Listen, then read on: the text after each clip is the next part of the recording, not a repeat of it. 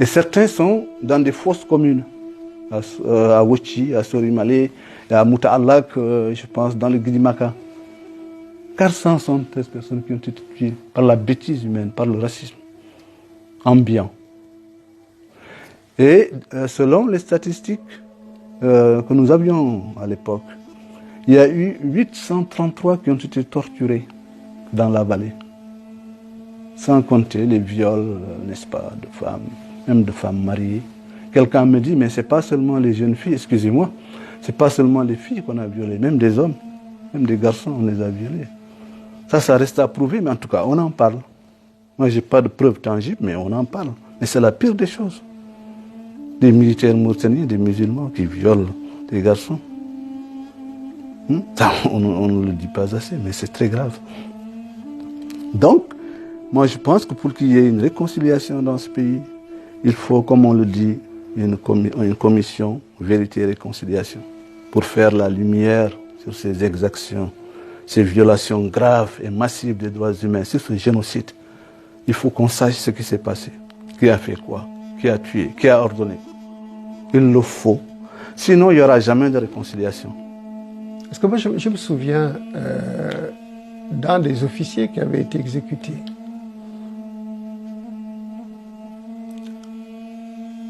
M'a confié. Il dit, mais ma femme est en état de grossesse avancée. Dites à ma famille, si c'est un garçon, il portera mon prénom. Si c'est une fille, il portera mon prénom. Imaginez simplement la mémoire de cet enfant. Et effectivement, l'enfant est arrivé le même soir, le même matin où son père a été exécuté. Imaginez simplement avec quoi cet enfant a grandi et comment il peut dépasser quand on est dans un système qui a comme mode de fonctionnement l'impunité. Le 28 novembre a été le point culminant de l'horreur, simplement. C'est-à-dire que dans la politique de dénégrification, dans la politique de réduire la démographie négro-africaine, qui est passée par des déportations, par des purges au niveau de l'armée, en radiant les gens, au niveau de la fonction publique, en radiant les fonctionnaires. Le 28 novembre est venu pour simplement couronner tout ça comme le point le plus tragique. Parce que simplement, il fallait pendre des officiers et des soldats en un au hasard numéroté au nombre de 28. C'est bien juste couronner la chose. Ce n'est pas le nombre qui est important, c'est la signification de l'acte en lui-même qui est horrible. Donc, on ne peut pas fêter ça. On ne peut pas fêter des soldats négro-africains qui ont donné leur vie pour ce pays et qui vont être pendus le 28 novembre pour juste leur montrer que non, vous n'êtes pas de ce pays et que vous n'appartenez pas à ce pays et qu'on peut vous sacrifier pendant le jour de la célébration du 28 novembre.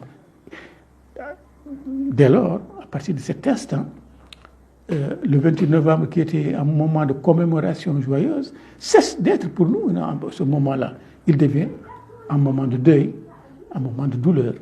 Et donc, nécessairement, fondamentalement, tous ceux qui ont un petit peu de dignité et tous ceux qui ont connaissance de cette séquence de l'histoire ne sauraient fêter le 28 novembre, en toute logique.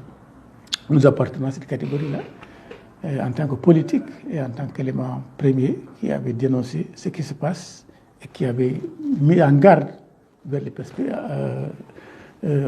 par rapport aux perspectives qui étaient en gestation. Alors ce sont ces questions qui, je dis, les Mauritaniens ne peuvent pas faire totalement l'économie de ça. On n'oublie pas, la mémoire retiendra que nos pouvoirs publics ont refusé à des compatriotes qui ont été injustement déportés, exécutés, etc. On leur a refusé tout sentiment de justice. On ne peut pas, c'est mon sentiment, on ne peut pas construire un pays sur la base de l'injustice, sur le fondement de l'impunité. Nous avons l'obligation de revisiter notre passé, mais avec courage. Mais je suis comme tous les Mauritaniens qui espèrent autre chose, une autre fête que celle que nous fêtons aujourd'hui au regard des souvenirs que nous avons, de la mémoire que nous renvoie la date du 28 par rapport à l'impunité des crimes qui ont été commis en ce jour-là. Le vieil homme que je suis souhaite pouvoir en tout cas assister à une chose, c'est que les Mauritaniens trouvent une solution pour que le 28 novembre devienne une fête partagée.